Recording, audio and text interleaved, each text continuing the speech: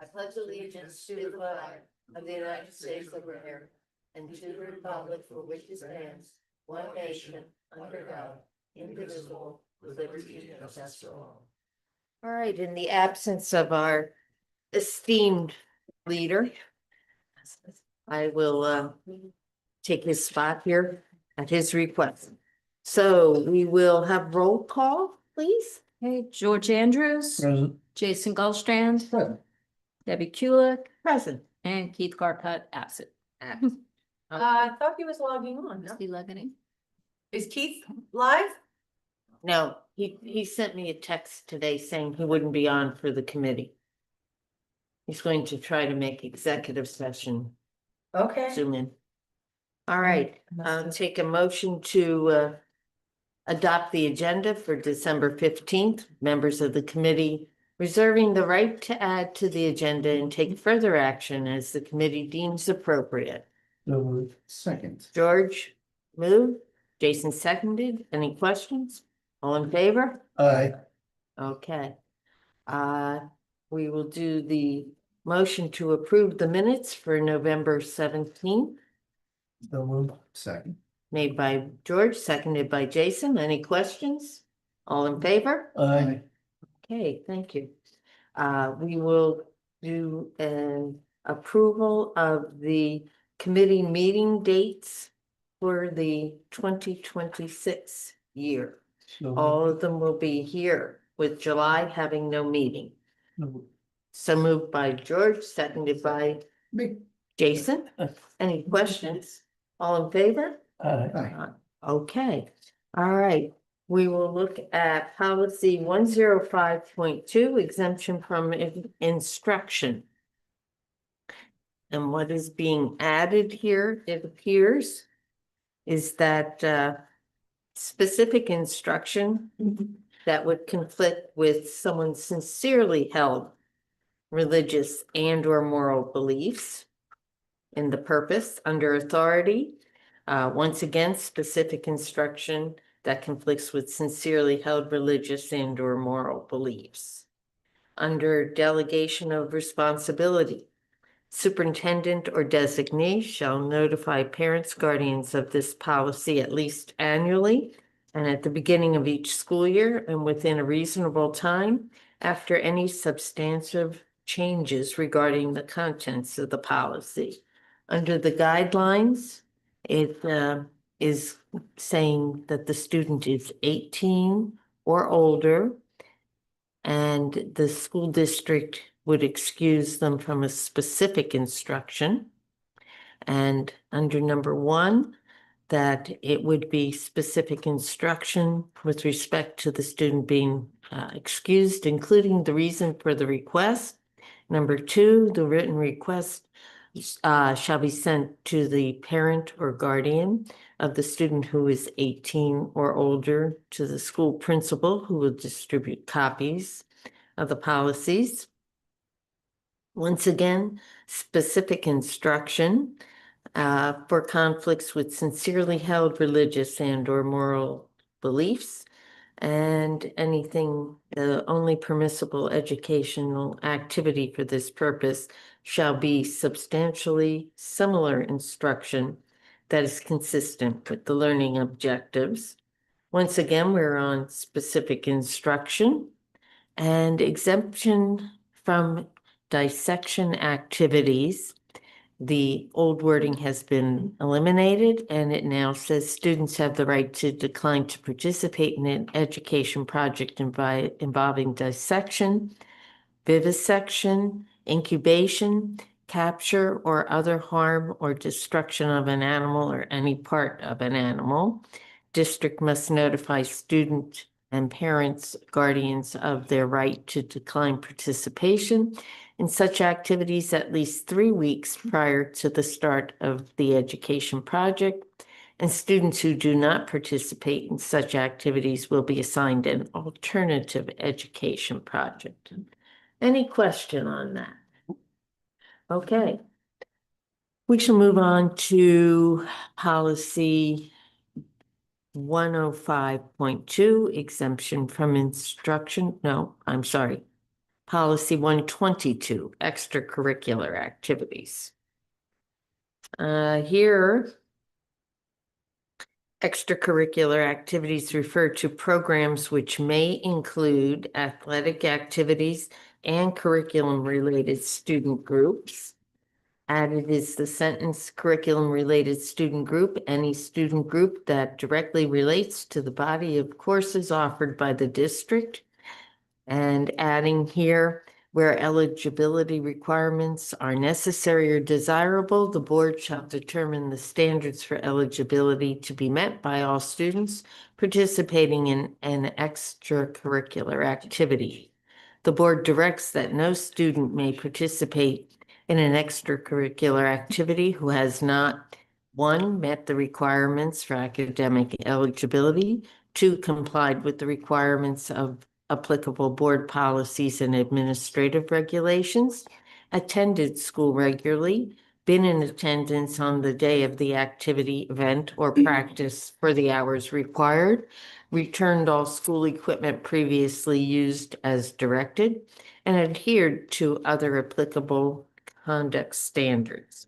That is the end of that one. Is there any question? No. Nope. All right. So we're going to policy 122.1, non-curriculum related, non-school sponsored, student initiated groups. And here we are saying that it only applies to non-curriculum related items. And the words non-curriculum related and student initiated have been added to the purpose.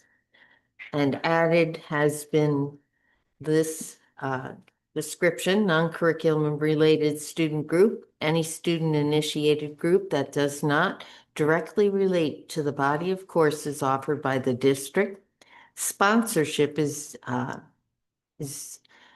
listed as the act of promoting, lending, or participating in a meeting, the assignment of a teacher, administrator, or other school employee to a meeting for custodial purposes does not constitute sponsorship of the meeting. Under authority, added non-curriculum related, and also have added availability and assignments of facility supplies and equipment necessary, including access to district-controlled methods of communication such as bulletin boards, a public address system, and advertisements in the school newspaper to conduct such meetings shall be provided in accordance with equal access. Delegation of responsibilities, superintendent or designee may establish standard procedures regarding length of meetings, permissible number of meetings per week, and other limitations deemed reasonably necessary. Any questions on that? Right, we're rolling right along. Policy 140.1, extracurricular participation by charter, cyber charter, and private faith-based students. That particular policy has added that the board shall approve participation in the school district's extracurricular activities, interscholastic athletic programs by a student enrolled in a charter, cyber charter, or private faith-based school if all of the following conditions are met. And added to those conditions is a correction saying charter, cyber charter, or faith-based school. We added faith-based school. The board will provide, shall not provide transportation, and it says charter, cyber charter, or faith-based schools. And we've added faith-based students shall be required to use transportation provided by the district. Guidelines, charter, cyber charter, or private faith-based students shall be given an equal opportunity to compete for positions in extracurricular activities and interscholastic programs. Following the guidelines remain the same, but what has been added is the opportunity for private faith-based school students to participate and have the guidelines, same guidelines. And once again, we've just added in the rest of it that this is now offered to private based school students. Any questions? Is this a change in the law that we have Yes. to? Yes. Yeah. Because I know before we didn't offer it. Yeah, and I apologize. I thought I had sent out to the board that this was updated from PIAA and that there was a Well, legal usually it case. is, Yep, so I'm this just is- making sure. Yep, this is making just in sure response to that. So that people. Yep, Okay. Under old business, here we have policy 331, job-related expenses. This is a review only with no changes. Any Wait. prop? Wait, I feel like you missed policy. Did I miss one? 204. Wolf, you have four. Yeah. 204. Oh, the bottom of the page. Mhm. My bad. Policy 204. We'll go to policy 204. May I interrupt briefly? Sure. So during our last policy committee meeting, there were some concerns about the policy that we were trying to adjust. And the concern was that we were trying to get rid of the 6-week clause that they can be out of school for 6 weeks. So it was recommended by a board member that perhaps we look at some sort of bereavement clause, that if a family needs to travel out of the area for the loss of a family member, then it would be allowed for them to remain as a student. So this is in direct response to trying to support the other policy and that change in that policy. Excellent. Thank you. Now I'll read it. And I Now, do please. want to say that, that issue that was brought up last month, and to have it already written up and resolved. I appreciate it. Yeah, Thank you. it's a 202. I'm looking Yeah, for. It was- yeah, 202. Thank you. Thank you. Okay, so the addition of the bereavement clause in 204 is exceptions may be granted by the superintendent as per guidelines outlined under the section entitled Extended Bereavement Leave, which says that extended bereavement leave in excess of 5 days of school is not standard and requires formal approval by the superintendent. Requests may be considered up to 15 school days when traveling domestically or internationally for events surrounding the funeral of an immediate family member. An immediate family member is defined as the child's mother, father, sibling, or grandparent. In order to be considered as an excused absence, permission must be granted in advance by the superintendent. Approval process steps are: contact your child or children's school main office to inform them of your request for consideration of an extended bereavement leave. Immediately follow up by submitting your request in writing to the building principal. The request must include your child's full name, school grade, reason for the absence, and the specific dates you anticipate the child will be absent. Requests must be accompanied by the following documentation: obituary or memorial service notice, copies of all travel arrangements. The building principal will then submit the request and documentation to the superintendent for approval. Approval as an excused absence will be considered based on your children's past absences and academic performance. Should approval be granted by the superintendent, the parent or guardian would next need to work with the building principal or teachers to complete an extended absence academic plan and arrange for all work prior to traveling to mitigate any potential instructional loss. Questions, comments? Beyond us all saying excellent before we read it out loud? And thank you. All right, now I'll move to old business. 331 job-related expenses. It was a review only, no change. Anything for that?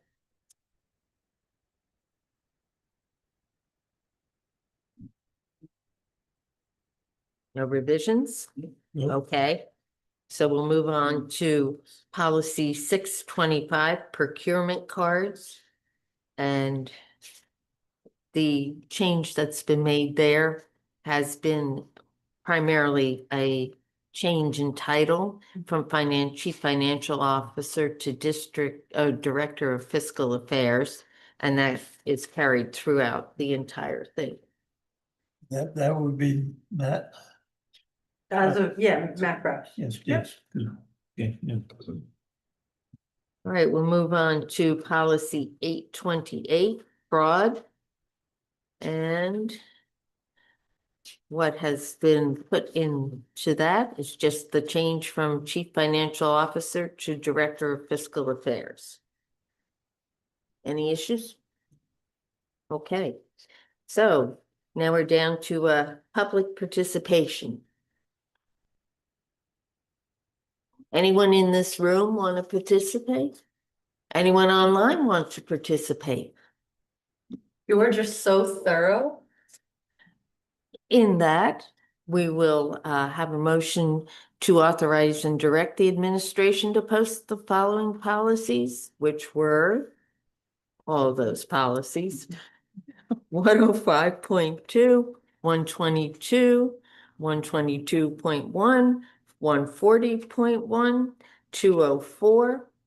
And then we don't really have to post 331, but 625 and 828. Second. Made by Jason, seconded by George. Any discussion? Okay, all in favor? Aye. Okay, now, a motion to adjourn, if unless you want to sit here for longer. Yes, it belongs. Well, we have to, so. I got it. 4:49, Motion to adjourn. thank you. Second. Seconded by George at 4:49. We will let Mr. Carkett know. Thank you. I think we should run tonight's meeting.